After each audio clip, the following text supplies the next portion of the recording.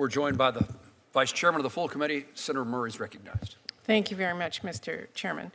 Attorney General Bondi, we are in a deeply alarming moment where law and order is being replaced by chaos and corruption and really whatever Trump wants. And your department's independence and its capacity to do its job have eroded before our eyes. We have seen respected career officials who've been fired for doing their job. Thousands more are being pushed out with your buyouts and the threat of mass firings, and entire divisions are being eliminated, and grants have been canceled illegally. So I have questions about how and why those decisions are being made, and importantly, whether you're adequately resourcing DOJ to do its job. But before I turn to my questions, I do want to raise my alarm about the troubling pattern of trampling basic rights. Detainees, including U.S. citizens, being shipped overseas without any due process. Elected officials are detained for conducting oversight, and a U.S. senator gets tackled to the ground for asking questions at a press conference. This is not the country I know or the values I believe in, and I hope that colleagues on both sides of the aisle will agree with that.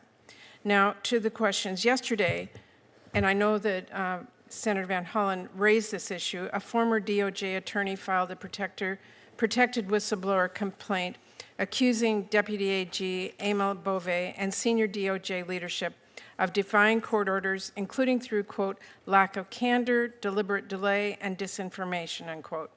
The complaint also accuses this administration of firing the whistleblower for, quote, telling the truth to the court. These allegations are deeply concerning. Now, I know you said that you can't discuss the case, but can you confirm that you agree that this administration should follow court orders? We will follow court orders, Senator. The entire administration will follow court orders. The problem arises in the district courts. All these district courts throughout the country are tying our hands. But here's how we will follow them when we get to the United Supreme Court. I need to ask we're winning. A number of questions. And so, yes, I know we're following the orders of the court. Let me ask my questions. Can you confirm you will not allow any conduct like what is alleged to continue at the DOJ?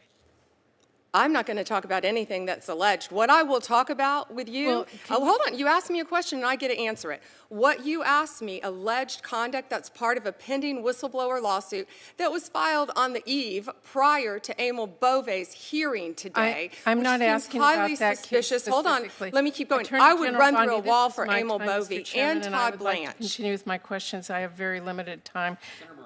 Thank you. I just want you to confirm for this you will not allow conduct like that at the DOJ. Yes or no? I will always support and defend Pam Bondi, and I will defend Todd Blanche. They are two of the finest people I know and two of the ethical people I know. I was asking about the conduct. Let me keep going here. Now, in April, DOJ abruptly terminated over 300 public safety grants that had already gone through a very rigorous and fair and apolitical application process with no explanation.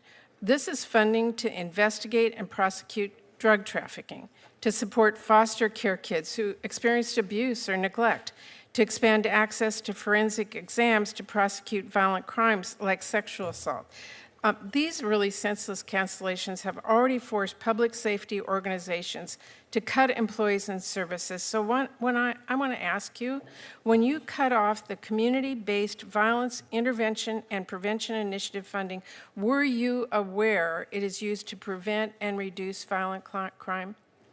Yeah, Senator, you weren't here for that, so I'm going to have to repeat myself. We have cut grants. I think we've cut 6%. But if we have cut a grant that you feel should not be cut, please reach out to me. I will personally look at it. We've turned multiple grants back on. Okay. We have an appeal process.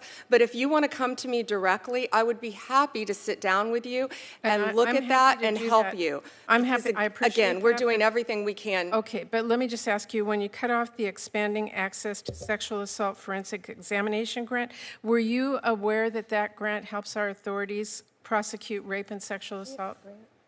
I have no idea about that specific grant you're talking about. That's why I said if you want to come sit down with me, I would never cut a grant I appreciate that. intentionally It's that very has hard for anything to those do. recipients on the other end across the country. Can you to give me get a the phone details of interview. that grant? I can absolutely do that, and my staff will get that to you, but those are two critical ones that I just wanted to ask you about today. Again, we've turned many grants back on and will continue to. If you want to call me and we can discuss them with you. Okay, in your budget request, you propose consolidating the Office on Violence Against Women into the Office of Justice Programs. In 2002, Congress actually codified the office as a permanent, separate, and independent office to implement the Violence Against Women Act. We did that to make sure that violent crimes against women receive the necessary attention, expertise, and resources, and to give the office a strong, independent voice within the Justice Department and federal government. Now your department wants to fade that into the OJP, which violates the intent of the law that we passed. It makes grant programs less effective, and it places a lot more barriers for victims and services they need. And I see that you're cutting the office's resources by about a third. So will you commit to us, the Appropriations Committee, to follow the law and maintain OVW as a separate grant entity? I will follow the law, but I will not keep that as a separate grant entity. You and I can disagree all day long on what the law is. Well, that's being consolidated into the Office of Justice Programs. so I'm not going to cut, let me answer, I'm not going to cut anything that's going to hurt violence against Not women. my question. It will I'm eliminate asking, just for your information, Attorney General, in 2002, we codified the office as a permanent, separate, and independent office. So that you need to go back and take a look at that. I know my time is out, but I thank you very much for the time.